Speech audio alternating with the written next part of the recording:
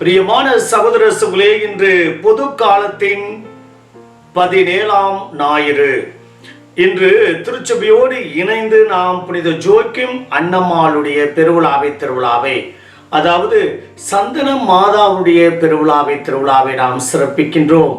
பெரும்பாலும் அன்னாள் அல்லது சந்தன மாதா என்பது மாதாவுடைய பெயர் என்று நினைக்கின்றோம். அப்படியல்ல. சந்தன மாதா என்பது அன்னை மரியாளுடைய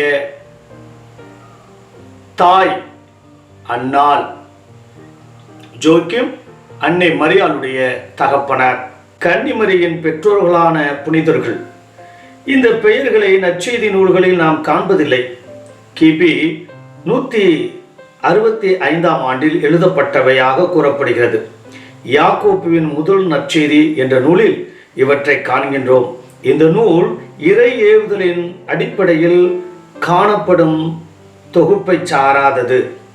கிபி 6ஆம் நூற்றாண்டில் கான்ஸ்டாண்டினோபிள் நகரில் ஜஸ்டினியன் என்ற மன்னன் ஒரு ஆலயம் எழுப்பி அதை புனித அன்னாவின் ஆலயம் என அழைத்தார்.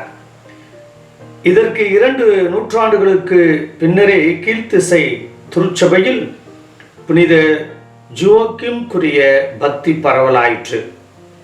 எபிரேய மொழியில் ஜோக்கிம் என்றால் இறைவன் தயார் செய்கிறார் என்பது பொருள். கன்னிமரியாவின் பெற்றோர் கலிலேயாவிலிருந்து எருசலேமுக்கு வந்து சேர்ந்தனர் என்று, அங்கே தங்கள் வாழ்நாள் முழுவதும் இருந்தனர் என்றும் கிறிஸ்தவ மரபு கூறுகிறது. அவர்களின் குழந்தையின் பெயர் மரியா அல்லது மரி. இப்பெற்றோர் நீண்ட காலமாய் பிள்ளை பெறு இல்லாமல் இருந்து தங்கள் ஜெபத்தின் பயனாக பெற்ற குழந்தைதான் மரியா. இன்று சந்தன மாதா திருநாள் பல இடங்களிலும் மிக கோலாகலமாக கொண்டாடப்படுவதை நாம் அறிகின்றோம். மேலை நாடுகளில் இந்த திருநாள் கொண்டாடப்பட்டு இலங்கை வழியாக தமிழகத்துக்கு பரவியதாக சொல்லப்படுகின்றது. இவர்கள் இருவரும் வாழ்ந்த வீட்டு மனையில் புனித எலேனா ஓர் ஆலயம் எழுப்பினார். நாளடைவில் முஸ்லிம்கள் இதனை ஒரு கல்விக்கூடமாக மாற்றிவிட்டார்கள்.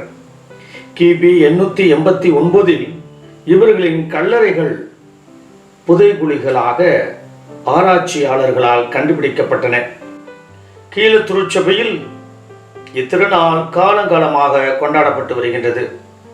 மேலைநாட்டு திருச்சபையில் இந்த திருநாள் 15ஆம் நூற்றாண்டில் இருந்துதான் இடம் பெறுகிறது. ஜோக்கினே,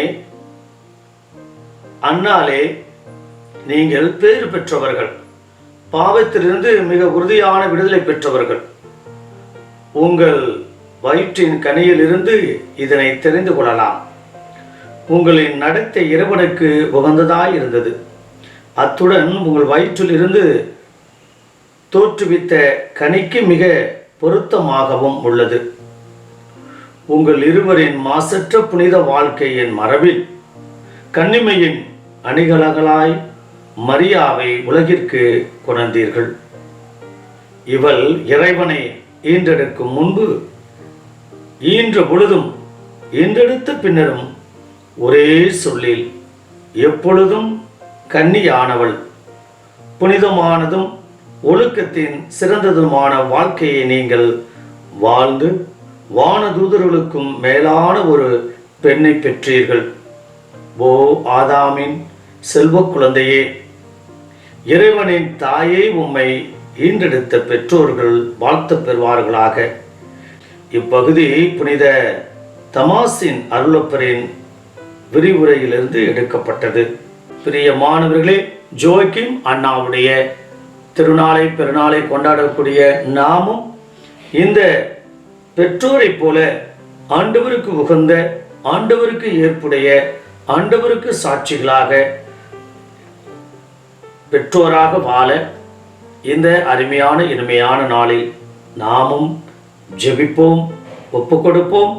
நம்முடைய பெற்றோர்களும் எத்தனையோ தியாகம், எத்தனையோ அர்ப்பணம், எத்தனையோ காரியங்களில் இரவு பகலாக நம்மோடு உடனிருந்து நமக்கு உரு கொடுத்தவர்கள், உயிர் கொடுத்தவர்கள், தன்னுடைய வியர்வையும் இரத்தத்தையும் சிந்தி நமக்கு வாழ்வு கொடுத்த அருமையான பெற்றோர்.